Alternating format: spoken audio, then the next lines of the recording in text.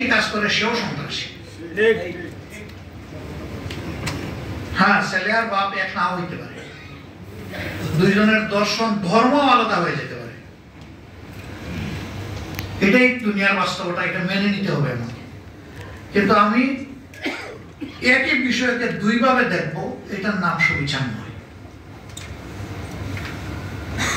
বাংলাদেশ জামাত ইসলামী সেই মানবিক সমাজের জন্য লড়াই করছে।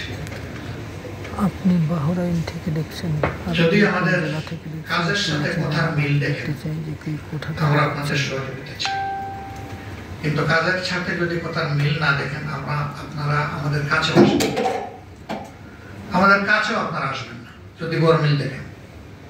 বরঞ্চ আসার আগে আমাদেরকে আঙ্গুল দিয়ে ইন্ডেক্স ফিঙ্গার পয়েন্ট করে বলবেন আপনি বলেছিলেন এই করছেন।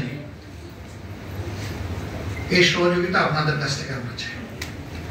পারবেন না?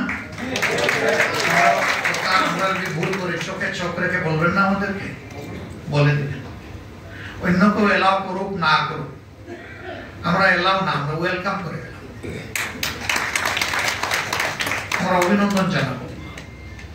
আমরা বিশ্বাস করি সে আমার বন্ধু নয় যে আমার ভুল আড়াল করে আমার সামনে আর গিয়ে বলে অন্যের কাছে, বরঞ্চ সেই আমার প্রকৃত বন্ধু যে আমার ভুলটা আমাকে ধরে দিয়ে সাহায্য করে। আমরা আপনাদের কাছ থেকে সেই বন্ধুত্ব, সেই ভালোবাসাটা চাই, আপনারা আমাদেরকে সাহায্য করবেন। আসুন আবারও আমাদের স্লোগান হোক, দেশ আমাদের প্রিয় দেশ, জাতি নয়, ধর্ম নয়, বর্ণ নয়, গোষ্ঠী নয়, গোত্র নয়, সবাই মিলে আমরা বাংলাদেশি, এবং সবাই মিলেই সবগুলো হাতকে একত্রিত করে আমরা বাংলাদেশকে গড়ব।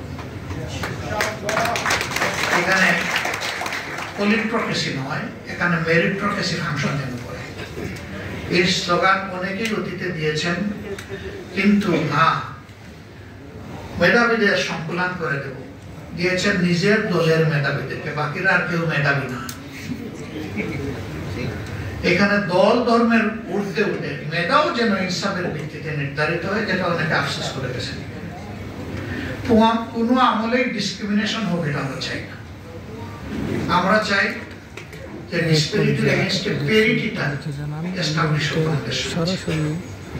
আপনারা কষ্ট করে এসেছেন, মন করে কথা বলেছেন, দীর্ঘক্ষণ বসে কথাও শুনেছেন। আমি আয়োজকদের পক্ষ থেকে, আমাদের প্রিয় সংগঠনের পক্ষ থেকে আপনাদেরকে অভিনন্দন জানাই, কৃতজ্ঞতা জানাই।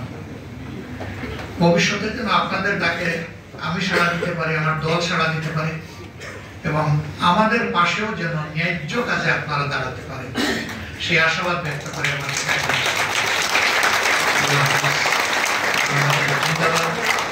সকলের নিরাপদ দেশ হোক আমাদের প্রিয় বাংলাদেশ।